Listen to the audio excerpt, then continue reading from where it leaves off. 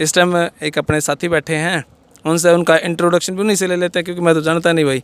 और वो किस पार्टी से हैं अभी वो भी पूछ लेंगे, और क्या कुछ उस पार्टी के बारे में बताना चाहते हैं वो भी पूछ लेते हैं। राम राम जी। राम राम जी। राम राम भाई साहब, क्या नाम है आपका? मेरा नाम अजय यादव, महेंद्रगढ़ से हूँ। अच्छा, महेंद्रगढ़ से। जी। तो यहाँ पे क्या विशेष रहा सर, आप जीने में आए हो? मैं पिछले 2 दिन से यहाँ इस क्षेत्र में आया हूँ। अच्छा जी। और मैं कई गाँव में मुझे जाने का अवसर प्राप्त हुआ। मैं गाँव में भी गया, शहर में भी गया हूँ। हर आदमी के दिल में एक ही तमन्ना है कि हरियाणा प्रदेश ही बदलते दौर में है, और इस दौर में युवाओं की भागीदारी बहुत ज़रूरी है।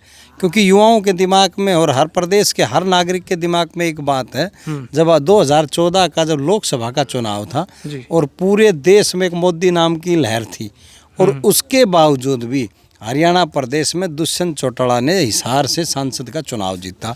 और उसने 4.5 साल के कार्यकाल में आप भी ने भी देखा होगा कि जब भी कोई युवा की बात आई तो लोकसभा के पटल पर उसने रखने का काम किया। चाहे किसान की बात, जब ट्रैक्टर की बात आई तो ऐसा एक ही 543 सांसदों में से था जिसने लोकसभा के अंदर गरीब और किसान की बात को रखा और वहाँ पर लोगों को मनाने का काम किया कि इसको कॉमर्शियल व्हीकल ना घोषित किया जाए, किसान का व्हीकल है। और जब कोई गेस्ट टीचर की बात आई तो इसने लोकसभा में रखा कि आज तो हमारे प्रदेश में टीचर जिसकी सबसे ज़रूरी चीज़ है शिक्षा, और उसको भी गेस्ट बना दिया। और चाहे किसान जवान की बात आई, अर्धसैनिक बल की जब बात आई तो भी दुष्यंत चौटाला ने लोकसभा में रखा। जब किसान की बात हो, जवान की बात हो, नौजवान की बात हो, रोजगार की बात हो, हर बात को, हर क्षेत्र को इसने लोकसभा में पटल पर रखने करके मनाने का काम किया।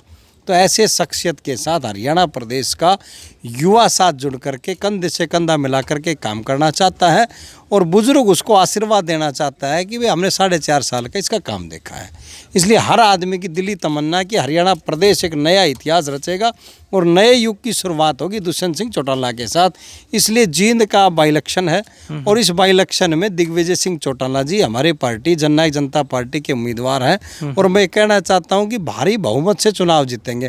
क्योंकि आज हरियाणा प्रदेश में हर पार्टी का स्टार प्रचारक आए हुए हैं। चाहे कांग्रेस की बात करें, आज सुबह सुबह मैं देख रहा था कि राजस्थान के कई मंत्री, वैसे राजस्थान के मंत्री, हरियाणा प्रदेश के मंत्री, पूरी केंद्र की सरकार, पूरा जो कांग्रेस का केंद्र के जितने भी नेता हैं वो सारे रणदीप सिंह सुरजेवाला के लिए आए हुए हैं। भारतीय जनता पार्टी की बात करें, केंद्र के मंत्री, हरियाणा सरकार के मंत्री रोडों के गलियों गा करके लोगों को बहकाने का काम कर रहे हैं। मैं हरियाणा सरकार के मंत्री से मेरा सवाल है कि जब 4.5 साल निकल गए आपकी सरकार के, आप उससे पहले कभी क्षेत्र में नहीं आए, कभी जींद के विकास की बात नहीं, कभी जींद के डेवलपमेंट की बात नहीं करी। आज मेरे से ज़्यादा आप घूमे हैं क्षेत्र में, और आप देख रहे हैं हर गली में कैसे माहौल है। ना रोजगार की बात करते, ना शिक्षा की बात करते, ना विकास की बात। आज गली नाले की बात, आज ये विकास करते हैं। आज तो मैं एक जगह देख रहा था कि इन्होंने मिट्टी डाल करके, उसके तारकोल डाल करके रोड बनाने की बात करते हैं। मैं कहता हूँ अगर हरियाणा सरकार को रोड बनाने थे या जो भी काम करना था, आज से 4.5 साल तक काम करने चाहिए थे। जब मनोहर लाल मुख्यमंत्री जी ने जब हरियाणा प्रदेश की शपथ ली, उस दिन एक बात की थी कि सरकार बनने के बाद पूरा प्रदेश का मुख्यमंत्री होता है, किसी पार्टी विशेष का मुख्यमंत्री नहीं होता। लेकिन मैं आज उसको ये बात याद दिलाना चाहता हूँ आपके माध्यम से कि मुख्यमंत्री महोदय जी, आपने देख करके एक हरियाणवी एक का नारा दिया था, लेकिन आपने जींद में 4.5 साल से पहले क्यों नहीं आए? जब डॉक्टर हरिचंद मिड्डा जी का निधन हुआ और जब उन्होंने उसके बेटे को पार्टी में शामिल करने के लिए जब उनके घर पे वो आए, तब उन्होंने कहा कि मैं हरिचंद मिड्डा जी की जितनी भी मांगे थी वो सारी मांगे पूरी कर दूंगा। लेकिन उससे पहले कहाँ चले? हरिचंद मिड्डा जी यहीं थे। उनके जीते जी हरियाणा प्रदेश या जींद की याद नहीं आई तो हम आज कैसे विश्वास कर सकते हैं? विश्वास तब किया जाता अगर बाई इलेक्शन ना होता और वो जींद में आकर के लोगों की बात सुनते, जन भावनाएं सुनते। तो इसलिए मैं तो कहना चाहूँगा ये झूठे, देखो कि सरकार के पास बहुत से हथकंडे होते हैं जी, आप मानते हो? बहुत से हथकंडे होते हैं। सरकार लोगों को बहकाने का भी काम कर सकती है। सरकार किसी बेरोजगार के कंधे पे हाथ रख करके कह सकती है कि मैं तेरे को नौकरी लगाने का काम करूंगा।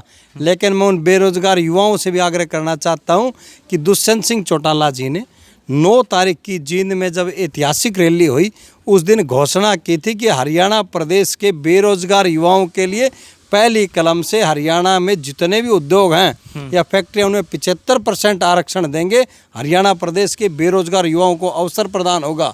और इसलिए मैं कहना चाहता हूं कि युवा आज कंधे पर ये हरियाणा सरकार के तमाम मंत्री और अधिकारी आकर के युवाओं को बहकाने का काम करेंगे, लेकिन आप उनसे सवाल करना इस बात का कि आप 4.5 साल से पहले कहाँ चले गए, आज मेरे कंधे पर हाथ रखते हैं। इसी के साथ मैं पुनः जींद के वासियों से हाथ जोड़ करके अपील करता हूँ कि आने वाला समय युवाओं का है। हरियाणा प्रदेश की दिशा और दशा ये जींद का बाई इलेक्शन है, ये जींद का बाई इलेक्शन नहीं है, हरियाणा प्रदेश के युवाओं का भविष्य है जी। और इसलिए युवाओं को सोच करके हर आदमी से मैं अपील करता हूं कि कप प्लेट का निशान है 12वें नंबर का दिग्विजय सिंह चौटाला जी को आशीर्वाद दे करके विधानसभा में भेजें। और एक बात और कहना चाहता हूं, दिग्विजय सिंह चौटाला ने वायदा किया था जिस दिन नॉमिनेशन किया कि मैं 10 महीने तक हरियाणा सरकार को चैन से नहीं बैठने दूंगा, और हम युवा साथी उस पर भरोसा करते हैं कि वो जितनी बात कहता है उससे ज़्यादा काम करता है। और मैं आपकी टीम को भी पूरी बधाई देना चाहूँगा और मैं जींद की जनता को भी धन्यवाद कहूँगा, बड़ी जागरूक जनता है। पिछले 3 दिन से हम घूम रहे हैं, हर आदमी दिग्विजय सिंह चौटाला को धन्यवाद करने में 2 मिनट लगी सर। तो भाई मेरे तो क्वेश्चन गणे थे, सारे से पड़ गए भाई। एक टॉपिक पर फिर मैं चलो ये क्वेश्चन नहीं पूछूंगा, फिर दूसरा टॉपिक उठा दिया, फिर उस पर भी नहीं पूछूंगा। सारे क्वेश्चन मेरे तो सपट गए, सारी बात हमने सुन ली भाई। नीचे कमेंट कर दियो रे सुतरे सुतरे राम।